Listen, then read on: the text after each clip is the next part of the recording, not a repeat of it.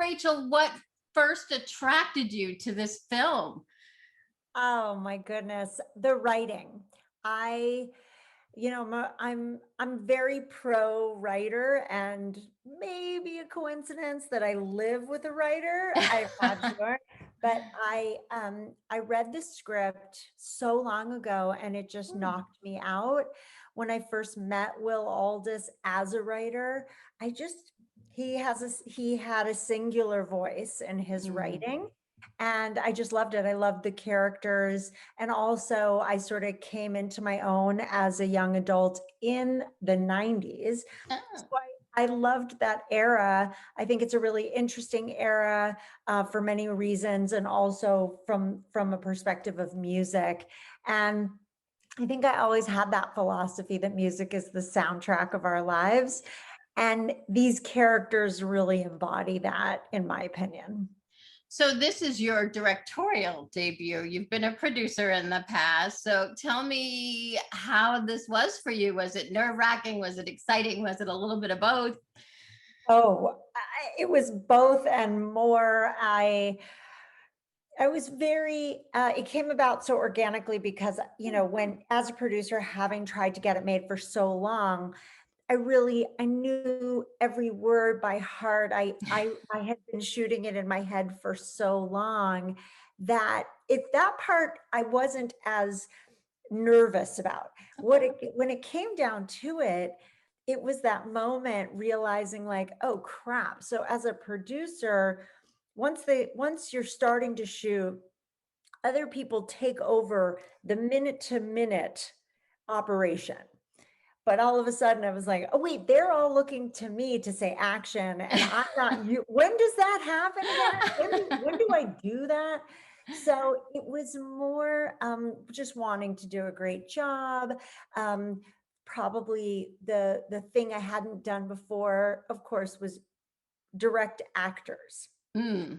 And so that was also, I have a specific communication style. I sat down with a couple of mentors. I asked Jason Reitman for a little bit of advice. I had spent some time certainly watching William H. Macy, who's an actor, direct actors. Mhm. And we worked together on a movie, and I produced for him while he was directing. And so when he was in front of the camera on set, I actually did step in for him. And so that was a little mini training. And so, Mm. I feel like I was nervous, but for a really good reason. I didn't want to blow it. Of course. Well, now do you want to do it again, or would you rather just go back to producing? Oh God, it's so embarrassing, but I do think I want to do it again. But I do. I'm all in with producing. I have my projects. I march Mm. forward with my passion projects. I have a nasty habit of working on things that take a painfully long amount of time to get going. But there's a project or two that I've already identified that I'm already seeing it in my head. And I think that would be a good standard for me to maintain. If I really have a visual impulse for how to tell the story, Mhm. then I think I could do it again. Let's go back quickly and talk about the actors, especially Kelsey Grammer, because he's so great in this role. Was he, when you saw him did he read the script? Did he say, I want to do this? Or did you say, I want you to do this? How did he come about?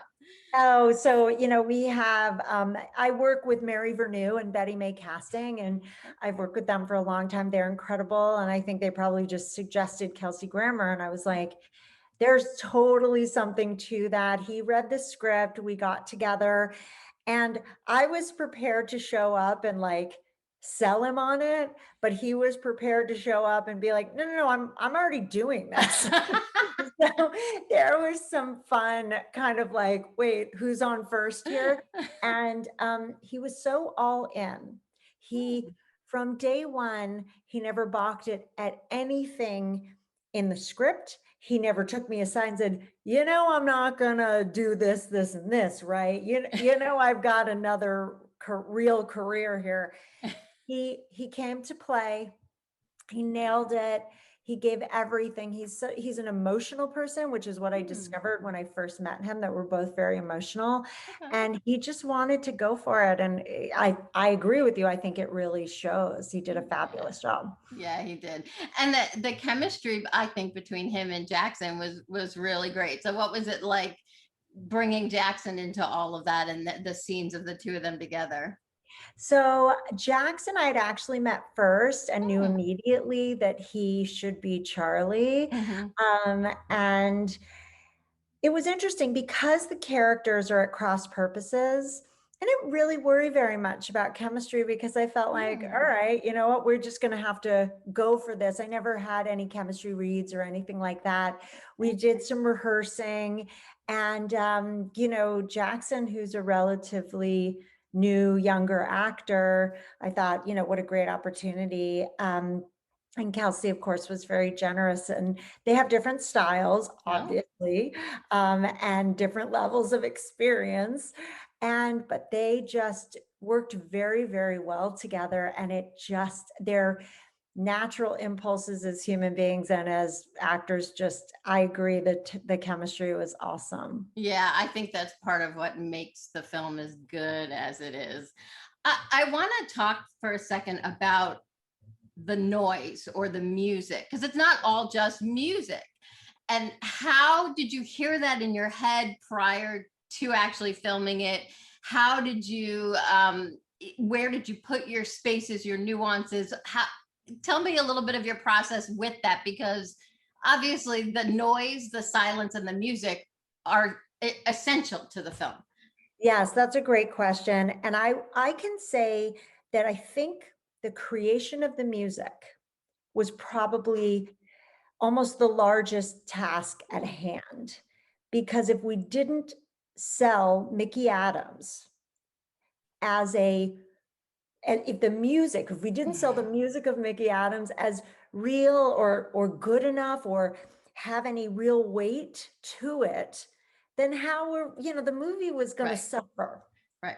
So the when I did my director's pass on the script, I started to write in some of the lyrics, like for J is for joy. Mhm. I started to think about when we would be lucky enough. So Trisha Halloran, who's music supervisor, helped to formulate a plan, and luckily we were really supported in doing it in advance. So we came up with this idea so I wanted, instead of like James Taylor, who, God bless James Taylor, that's a singer-songwriter from the 70s who, had he fallen from the sky, we would have been like, great, can you create the music for Micky Adams? But when I thought about it, James Taylor's impulses, with everybody else, come decades before his music is made. Mm, So I got the idea that Rivers Cuomo, as an example, an iconic singer-songwriter from the 90s, mm. their impulses and their inspirations are from the time period prior. And so that's where I cooked up this idea, got lucky enough to get him, and together we worked on a progression for Micky Adams' music. Interesting. Because what a singer-songwriter is thinking about, singing about, and feeling in the 60s became very different going into the 70s, factoring in fame. So we tried to infuse the music with as much reality for a person who didn't exist, all with the goal that people might leave the movie theater or their TVs and Google, is Micky Adams a real guy? That's what I was going for. And Okay. I think that's where a lot of the thought and effort really went. Mm, okay. I have to ask though, how many times did you record a refrigerator door opening and closing? How many times did we, you know what, we were on such a tight schedule. I don't know, as many times as you heard it, that's as many times That's we it. That was recorded it. it. We got it. Let's move on. I gotcha. Exactly. So this was limited release in theaters Yes. back in April, and now it's going, to homes everywhere this week. Actually, tomorrow. Is tomorrow? Or is it It's tomorrow? tomorrow. I have so many movies in my head that I can't remember which ones come out which days. Um, so tell me about the initial reaction. Tell me about what you're excited for people to watch it tomorrow. I The initial reactions have been really great. I kind of blown away. I found Mm, myself having conversations, like this one where, to be able to talk about the music or the reaction to the music, or people noticing the nuances, the visual style that I had come up with. I had, really wanted to create something special for Charlie, who's on a journey to be very close in frame with what he thinks he wants. So he's very mm. close in frame with Donnie and with Corey in the first half of the movie, and then that switches.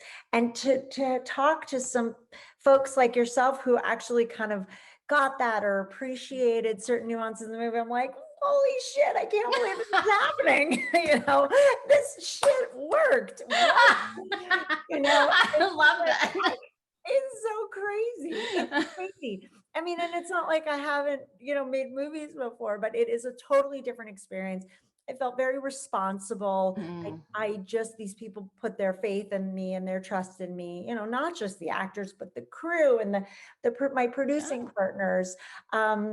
Anyway, so I'm just a lucky gal, and it's been fantastic so far. And I want people to smile. I want them to feel good. I want them to think about maybe a first kiss or first time, when they realize they had a favorite song, whatever it is. I think we're in a really critical point. Mm. You want to look back a little bit and like get back in the time machine and be like, can we erase the last handful of years? Yeah, But right. but also just looking forward with a smile on our faces if possible. Yeah, I'm gonna age myself for a minute. When I was in high school, we won't talk about that. I had a poster on my wall that said, "Music is heard with the ears, understood with the heart." And I feel like this movie just exemplifies that to a T. So, That's really beautiful. That's right. really beautiful. And if somebody thinks about that poster in their room, I totally did my job. You absolutely did. Great film. I'm so excited for people to see it. And thank you so much for your time. I appreciate it.